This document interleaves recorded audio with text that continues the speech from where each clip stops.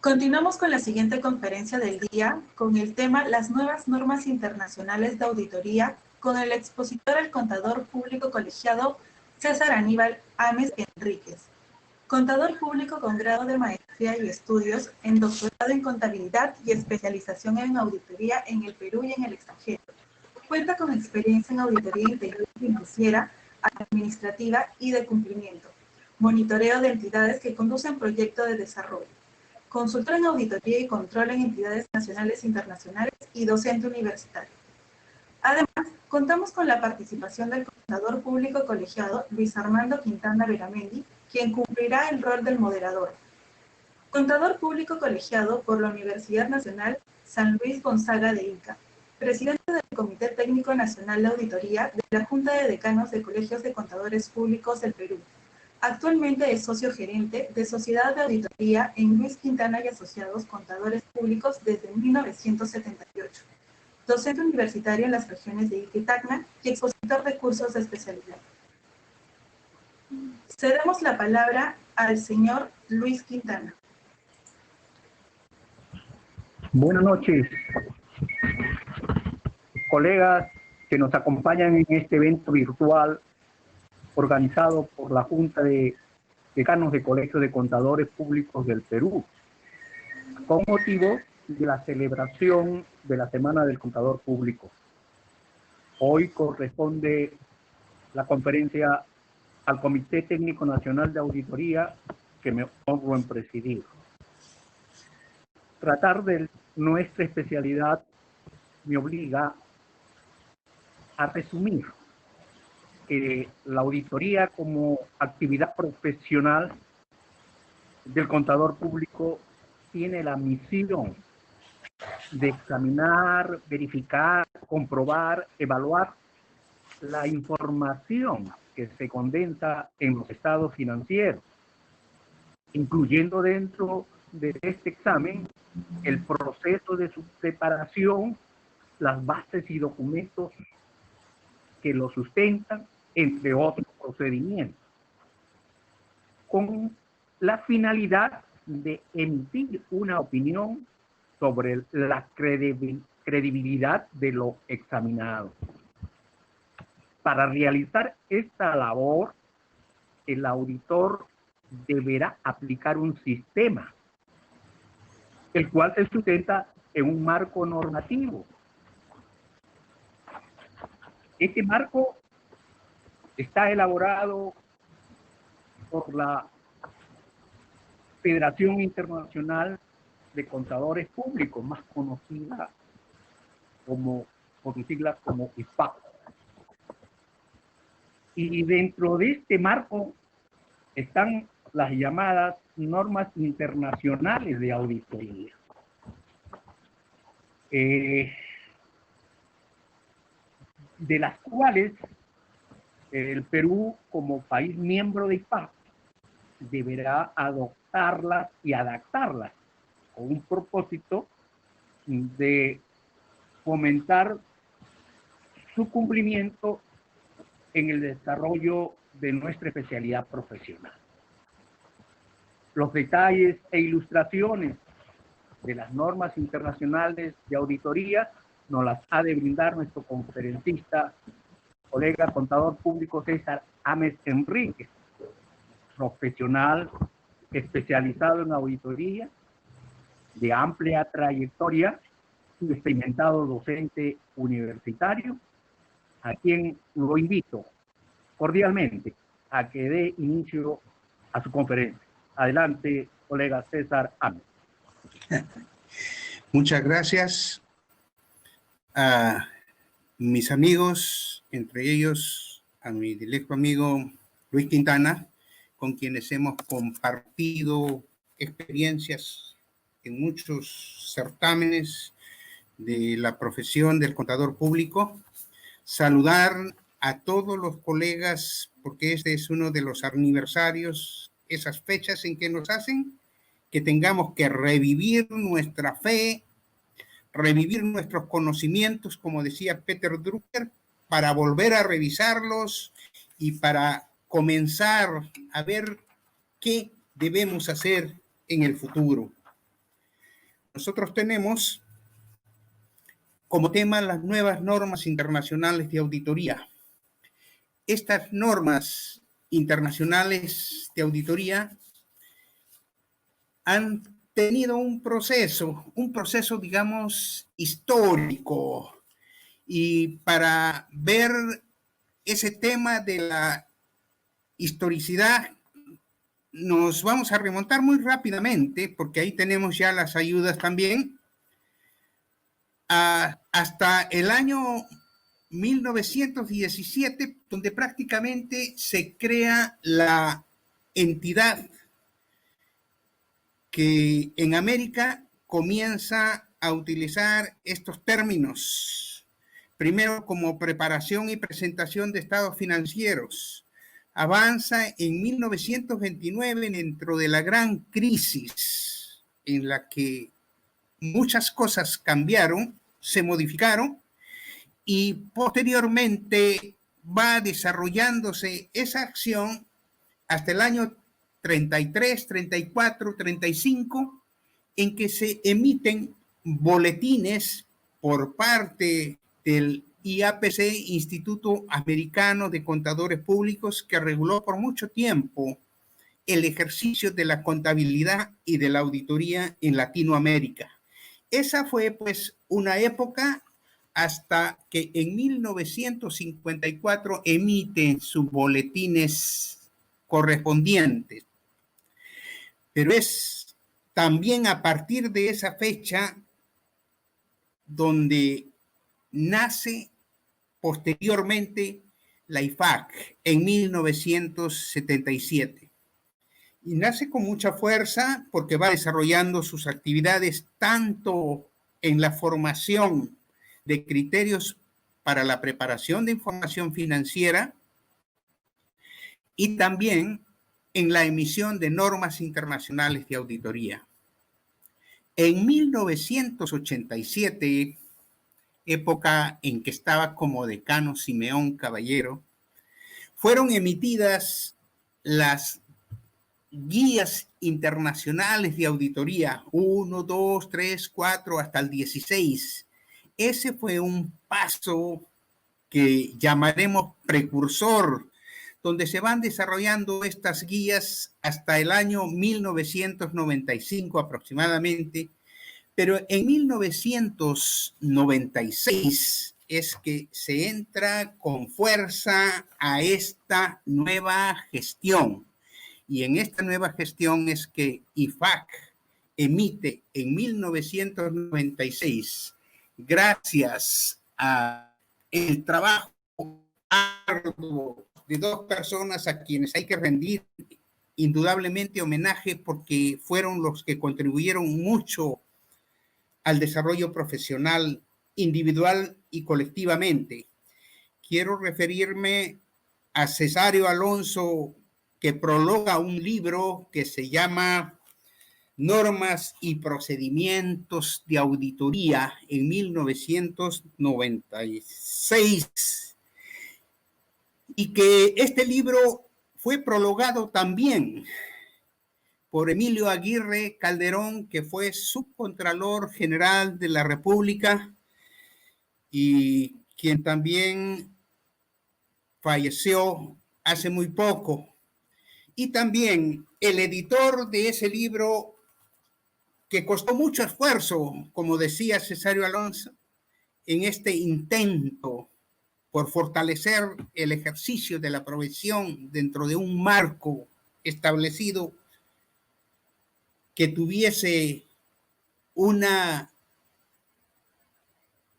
sustento que pudiera servir cada vez más de base a generar, aumentar, incrementar la confianza de los inversionistas, empresas y gobierno para poder desarrollar las actividades, porque todas estas actividades van desarrollándose cada vez más, con más inquietud, con más profundidad, con mayores procedimientos, con mayor sistematización en cada uno de esos procedimientos.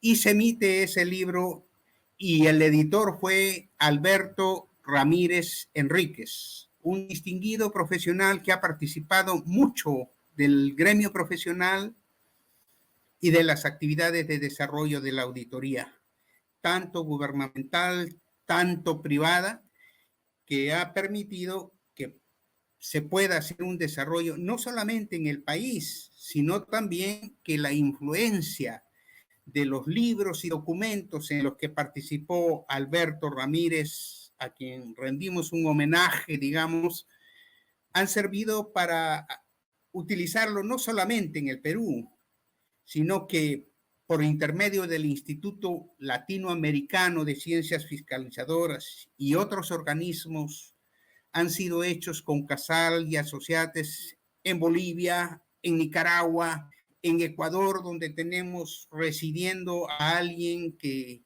influyó mucho en la actividad de la auditoría peruana, a Jim Westberry, a quien una universidad le entregó, por supuesto, un grado de contador emérito, que es también el de contador benemérito de las Américas, Jim Westberry, que reside en el Ecuador. Siguiendo eso, a partir del 2009, después de 1 año y medio de revisión, se desarrolla un proyecto de claridad, el proyecto Claridad emitido por IFAC. Y el 2009, el 15 de diciembre del 2009, es que se emite el resumen de un trabajo de 18 meses. Se recodifican las normas y esas normas son las que han sido desarrolladas y están vigentes durante estos 10 años. Estas normas de auditoría han tenido algunas ligeras modificaciones, fueron revisadas y reestructuradas, fueron reescritas, si se quiere, para presentarlas nuevamente dentro de este tema. Y ahí es donde está nuestro trabajo que vamos a desarrollar. Pero lo vamos a desarrollar para una función de diálogo abierto, donde estamos buscando dónde es que pueden ser más útiles y cómo es que pueden serlo. Yo tengo la firme convicción y la idea de que si estas normas, como la auditoría, se hubieran utilizado con mucho más énfasis en nuestro país, tal vez muchas de las cosas que se han llegado a convertir en corrupción habrían podido evitarse o dilucidarse con mayor certeza, con mayor profundidad. Tal vez con mucho entusiasmo, hasta los mismos estudiantes universitarios en algunas oportunidades decían, queremos auditoría, cuando había un problema de rendición de cuentas. Hoy hemos visto en esta temporada de pandemia que las condiciones, las circunstancias han cambiado, pero ese cambio tiene que ir también adaptándose a las circunstancias de la tecnología que podemos desarrollar. Y ahí están las normas, en un grupo de 8 normas, principios generales y responsabilidades, teniendo como la NIA 200 los objetivos principales de la auditoría. La NIA 300, que se unió a 300 y 400 y agrupa a 6 NIAs y habla sobre evaluación de riesgo y respuesta a los riesgos evaluados. En todos los informes ahora tenemos que hablar de los riesgos. Los riesgos son para evitar que el propio auditor llegue a emitir una opinión, para evitar que emita una opinión que tenga algún sesgo o desviación. Entonces, todo el trabajo va en un nivel de desarrollar con orden estas actividades. Las NIAs 500 a 590.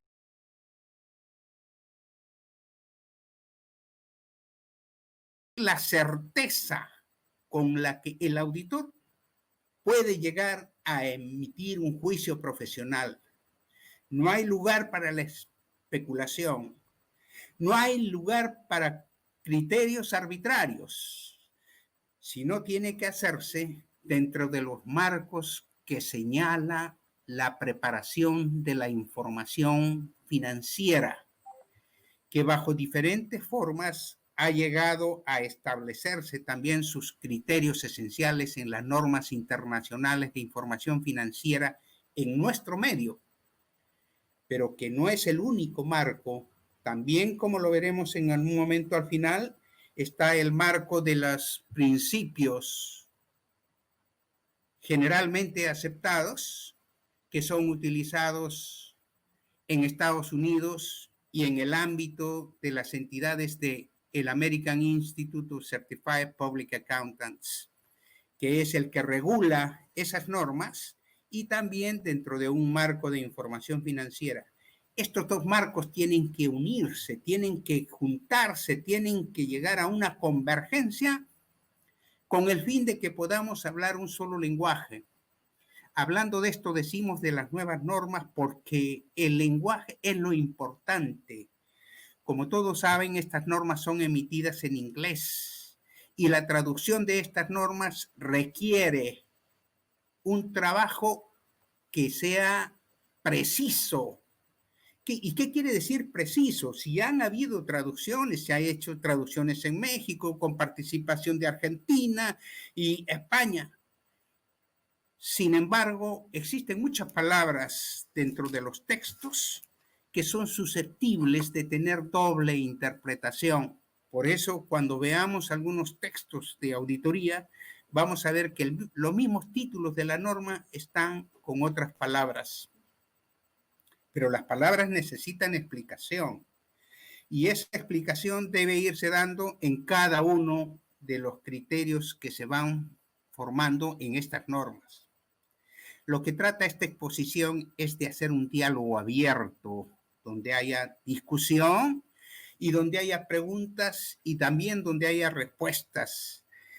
Bajo esta circunstancia, en la NIA 600 se ve la utilización del trabajo de otros, cuando se hace una auditoría a diferentes entidades, o bien cuando se utiliza al auditor interno que puede ser partícipe del trabajo de los auditores o un colaborador de estos, pero sujeto a ciertas condiciones, o cuando se necesita un experto que tenga que pronunciarte sobre aspectos técnicos de la operación de una entidad, como es el caso, por ejemplo, de la exploración en petróleo, como es el caso de la misma perforación en petróleo, perforación minera, como es inventarios de mineral en cancha, en ciertas cosas que necesitan cubicación, que necesitan análisis químico, que necesitan para ver las condiciones del grado que tiene el petróleo, grado de API en este caso, porque el grado de API determina el valor y puede ser modificado si es que no se identifica con claridad. Entonces, llegamos a las NIA 700, que son las de informe de auditoría. Este informe de auditoría ha sufrido en el tiempo, como decíamos, desde 1917, en que se ha ido ensayando progresivamente de acuerdo a la Security Exchange Commission y a los proyectos de comercio y a la vida de intercambio comercial y económico que existe entre los países, donde se necesita un lenguaje común, donde es necesario, así como se esperaba que el esperanto lo fuera, que la contabilidad permita que se entienda en un lenguaje lo que compradores, vendedores, inversionistas pueden hacer en diferentes campos. En este sentido, este informe de auditoría ha sufrido algunas variaciones, y hay que decirlo con claridad.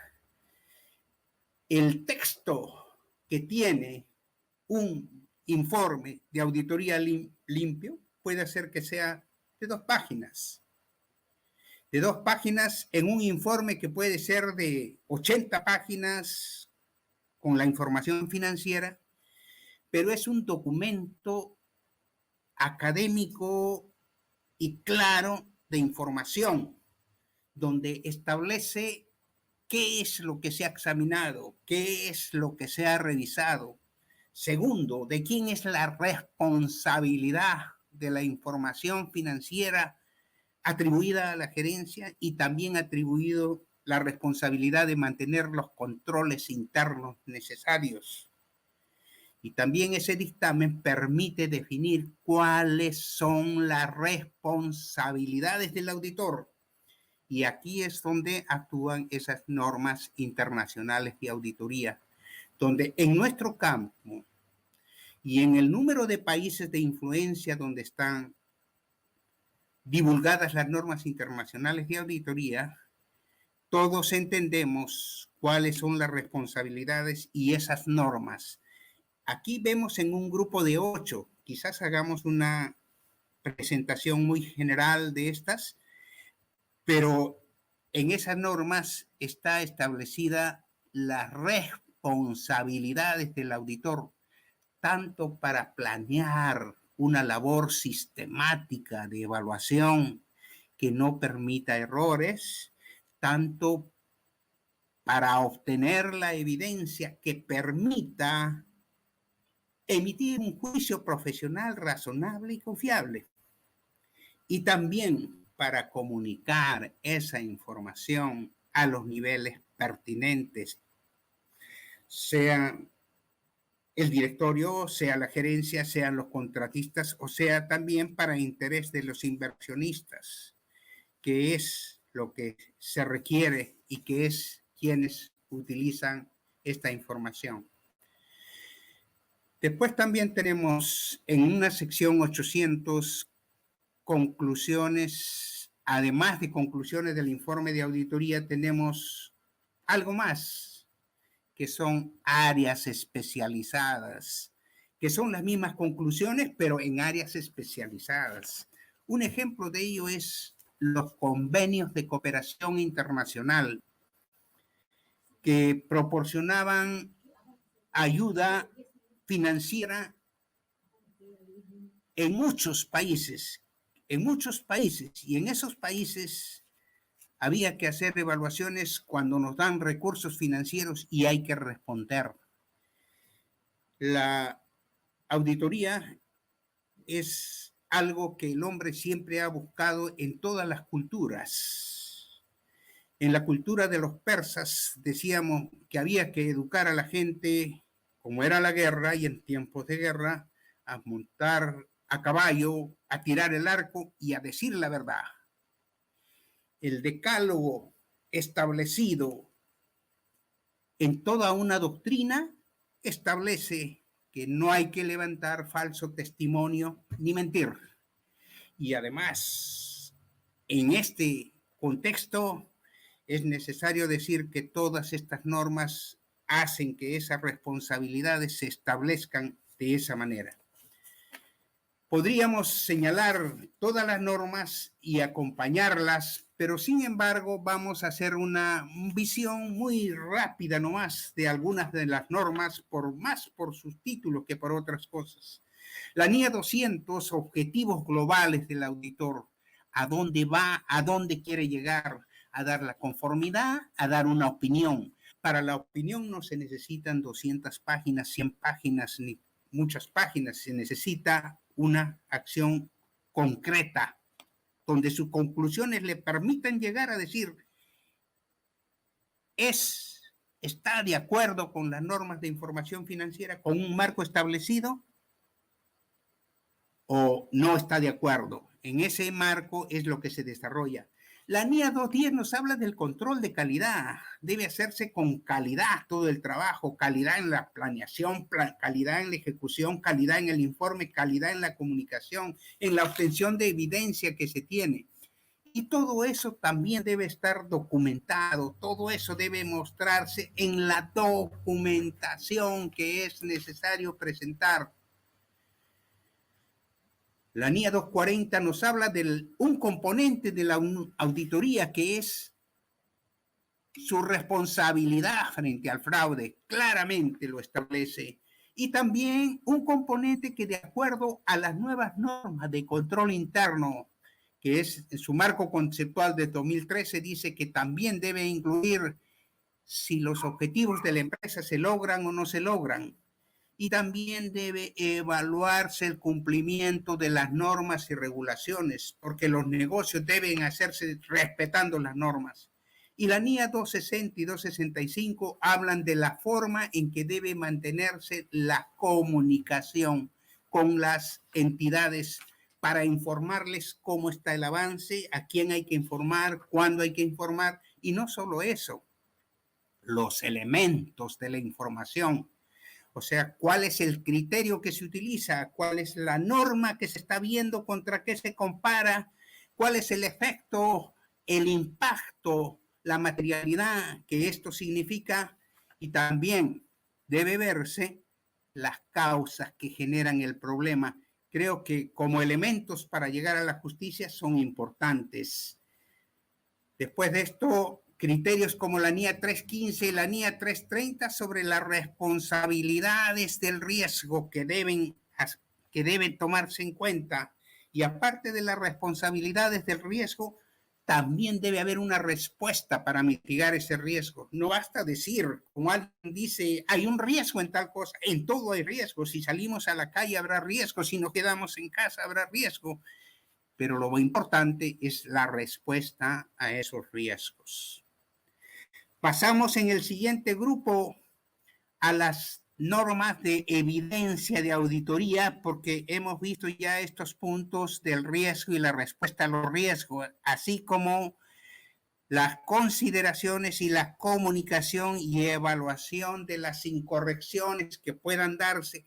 Algunos le llaman distorsiones, algunos le llaman observaciones, pero quedemos en que es lo mismo, el mismo mensaje. Yo he tenido oportunidad de participar en eventos y cuando les hablé de auditoría de gestión me dijeron auditoría de desempeño, de gestión, de operaciones, viene a ser lo mismo cuando tiene los componentes que son necesarios para poder desarrollar una actividad. Las NIAs de evidencia corren con mucho esfuerzo y con mucho énfasis para determinar que se obtenga la evidencia necesaria, tanto desde los encargos iniciales que hicieron el trabajo otros auditores sobre sus saldos, sobre los procedimientos analíticos, utilizando análisis de cuentas, sobre el muestreo de auditoría, porque precisamente en la tierra de Ica se aprende el muestreo de auditoría y se indica que para saber si un vino es bueno no hay que tomarse todo el vino, sino hay que tomar una muestra y eso nos permite llegar a conclusiones. Consideramos pues que esas normas deben tomarse en cuenta para obtener la evidencia necesaria y suficiente. También nos han hecho hablar de las partes vinculadas. De las partes vinculadas nos han hecho hablar de la empresa en marcha. Going concern quiere decir que si la empresa no crece, según la ecuación grande, estaría en que está perdiendo. Y esa es la forma de decir que una empresa no está en marcha. Y luego vienen las propias manifestaciones de la gerencia. Respecto al informe de auditoría, formación de la opinión.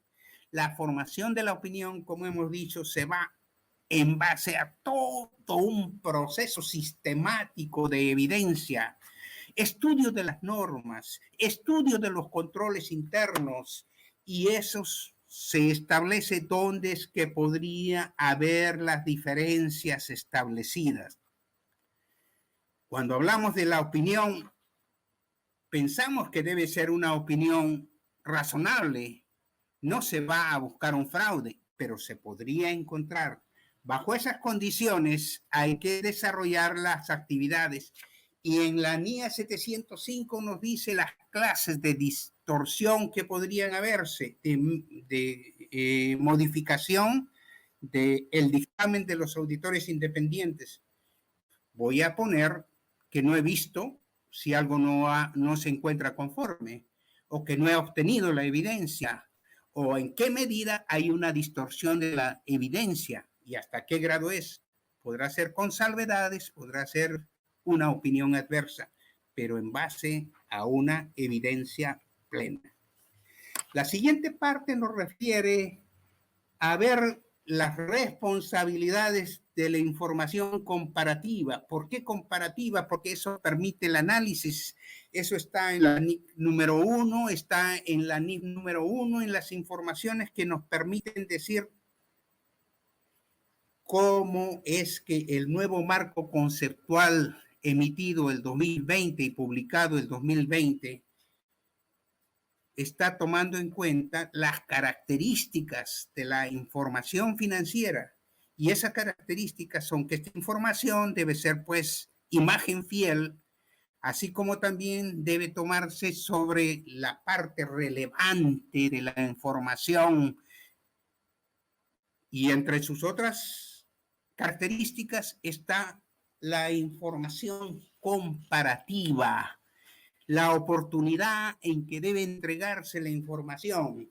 Y además de la información, de la oportunidad que debe entregarse la información, debe verse en alguna manera cómo es la oportunidad para entregarla y la verificabilidad, que quiere decir que no vamos a creer nada si no lo hemos verificado. Y muchas distorsiones pueden producirse en esa línea. Bueno, entonces estas son más o menos el marco de las normas que evidentemente cada una de estas normas, ahí les he tenido oportunidad de poner las páginas en que están, que quiere decir que son significativamente un volumen bastante grande. Y de esto entonces viene una segunda parte que es la norma internacional de control de calidad. Por eso es la traducción. Dice de las normas de aseguramiento y auditoría, y este es aseguramiento de la calidad. Y la calidad tiene que ver con las firmas. ¿Cómo están las firmas? ¿Qué condiciones tienen las firmas? ¿Quién es responsable de la calidad? ¿Cuáles son las responsabilidades del que dirige el examen? ¿Cuáles son las responsabilidades de cada auditor? ¿Cuáles son las responsabilidades de quien firma? Y entonces esto permite que se dé una garantía, que es lo que pedía y que lo mencionaba nuestro colega Luis Quintana, a quienes solicitan los servicios de auditoría. Yo creo que hay que pasar a tener como consecuencia de toda esta presentación que hemos hecho muy breve, por supuesto, quizás identificar lo que diríamos, qué nuevos problemas hay. Y frente a esos nuevos problemas, ¿qué nuevas soluciones nos tocaría implementar en las actuales circunstancias? Porque cada cosa se hace diferente en su tiempo y en el lugar. Pero eso es lo importante de poder desarrollar estos mensajes, estas oportunidades, estos diálogos.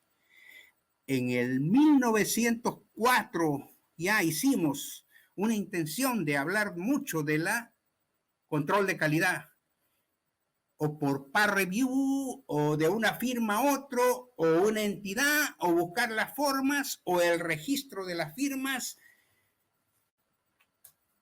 Esto es un reto que nos mantiene a la expectativa del tiempo. Yo creo que el tiempo ha sido un poco bastante... bueno, el tiempo es el tiempo y tiene sus límites. No los podemos quebrar. Yo agradezco la oportunidad, agradezco que tengamos oportunidad de hablar de esto y agradezco que esto me ha dado mucha oportunidad de hablar con gente de uno y otro sitio y que, bueno, no sé si están en las preguntas, pero me dijeron, si yo estoy ahí voy a hacer mis preguntas también. Y entonces saludo a mis amigos si es que el tiempo nos gana, de no poder identificarlos, tanto de Tacna, de Puno y de Colombia, de Chiclayo, que hemos recibido muchas comunicaciones, así también a los profesores y estudiantes universitarios que están compartiendo con nosotros esta inquietud. Y también a mi amigo Luis Quintana, que me ha permitido comprometerme en algo que siempre estamos comprometidos, que siempre estaremos comprometidos. Gracias, colega César Ames. Vamos a pasar al bloque de preguntas. Nos llega una pregunta de Jorge Luis de Velasco. Dice, si ahora la gran mayoría de documentos fuentes son de naturaleza electrónica, ¿la auditoría regresará a la revisión integral y no a una muestra? Pregunta. La información integral, y alguien dice que la contabilidad es acumulación, y la acumulación se forma de las partes. Tomemos esto quizás de la ley de simetría que el filósofo Miro Quesada Cantuarias expone, donde el total, para ver el total tenemos que ver las partes y en consecuencia tendremos que mantenernos dentro de las condiciones que permite la contabilidad. La muestra de las operaciones más significativas, las más resaltantes, las que permitan ver qué vino es el mejor de todos los que están en una tienda de vinos y cómo saber y cómo identificar. Creo que es un método científico el muestreo. El muestreo estadístico nos pide eso. Ojalá que sigamos viendo que el juicio del profesional se guíe por esa orientación del muestreo. Y también lo que dicen, ¿cómo se dice? Los procedimientos analíticos que le permiten saber identificar a dónde va.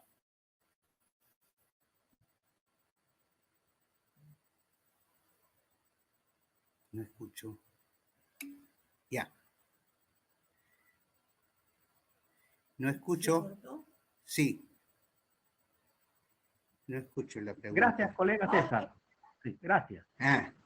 Hay una pregunta que viene de Chiclayo relacionada a las ONG y puntualiza si estas ONG peruanas o que radican y ejercen en el Perú su actividad reciben financiamiento de organismos internacionales de países de América o de Europa.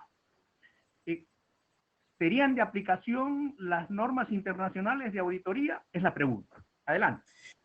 Bueno, en realidad, yo he tenido oportunidad de participar en lo que se llama proyectos de cooperación internacional y he sido a la vez, como se dice, una especie de supervisor de financiación de ellos y más que todo tendría que decir que están regidos de acuerdo a la naturaleza de los convenios y los convenios se firman de país a país de preferencia y después son entregados a entidades de cooperación. El gobierno mismo ha recibido grandes cantidades para agricultura, para salud, en diferentes campos y las normas han variado.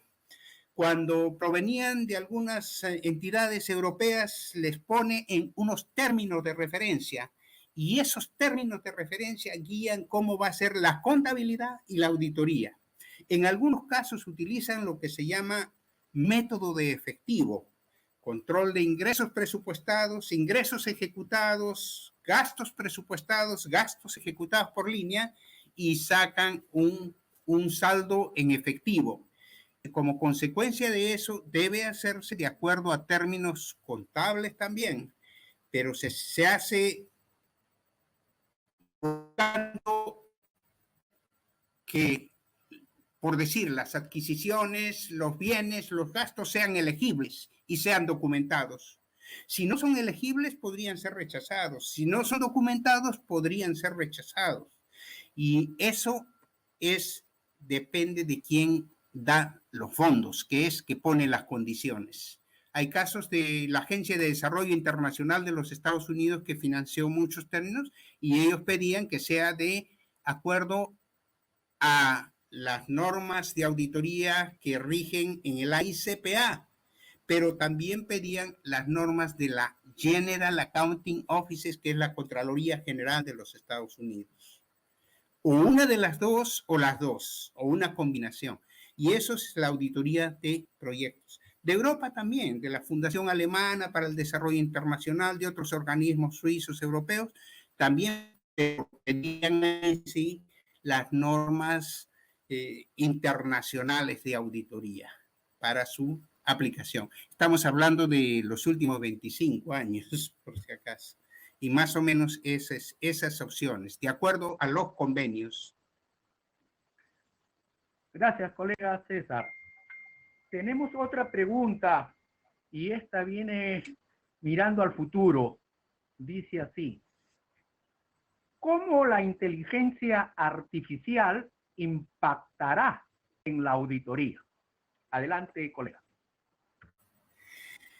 Creo que el tema es filosófico y es prospectivo. Y siendo filosófico y siendo prospectivo, nosotros un poco que tenemos la percepción de lo que puede ser, de los riesgos que podría haber, de las posibilidades que podría haber dentro de planes estratégicos de lograr resultados concretos en cada área, seguramente en investigación, seguramente en desarrollo. El desarrollo humano no va a tener límites, consideramos que no va a tener límites.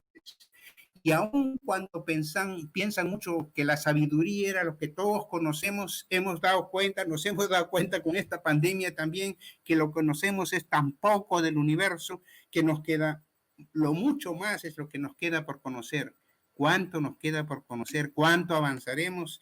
En esas perspectivas tendremos que trabajar, tendremos que identificar. Mientras tanto, a los auditores nos queda ver lo que hacemos, rendición de cuentas en 3 líneas bien claras, en juzgar en un presupuesto, en juzgar en unas operaciones, en juzgar que se logren los resultados y los objetivos que esperamos,